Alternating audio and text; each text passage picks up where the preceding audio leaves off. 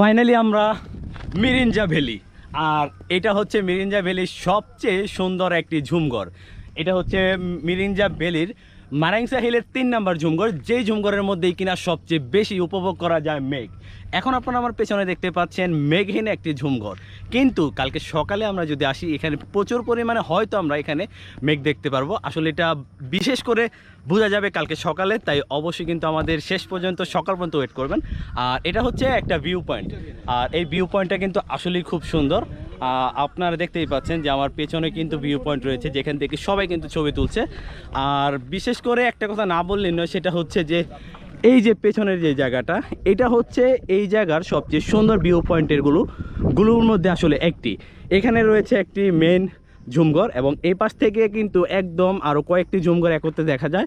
যে কারণে এই ঝুমঘরটার বিশেষত্বটাই হচ্ছে যে এখান থেকে আমরা প্রচুর পরিমাণে মেঘ দেখতে পারি, এবং এখান থেকে আমরা এই ধরনের ঘরগুলো সহকারে বা এই ঝুমঘরগুলো সহকারে আমরা অনেকটাই ভালোভাবে এনজয় করতে পারি।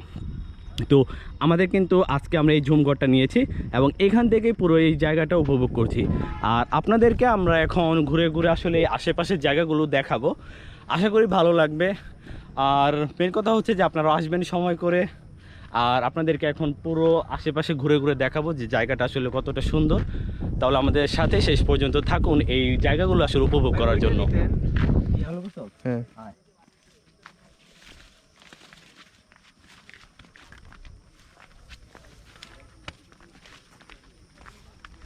জায়গাটা কিন্তু আসলে চমৎকার, আর এই ঝুম গাছ মানে ঝুম ঘরগুলোর জন্য আরো বেশি সুন্দর লাগছে এই জায়গাটা।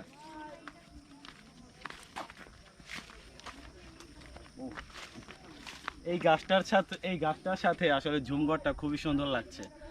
কালকে সকাল হয়তো আপনাদেরকে খুব ভালো ভালো ভিউ দেখাতে পারবো। এখন জাস্ট নর্মালি আমরা হেঁটে হেঁটে এই পাশে ওপাশ ঘুরে ঘুরে দেখাচ্ছি। এই পাশে কিন্তু অনেক ঝুমঘর, আমরা যদি কালকে সময় পাই এই পাশে যাব। আর মোটামুটি আজকে ঘোরাঘুরি করছি, দেখা যাক আপনাদেরকে আর কি কি দেখাতে পারি। বন্ধ করবো।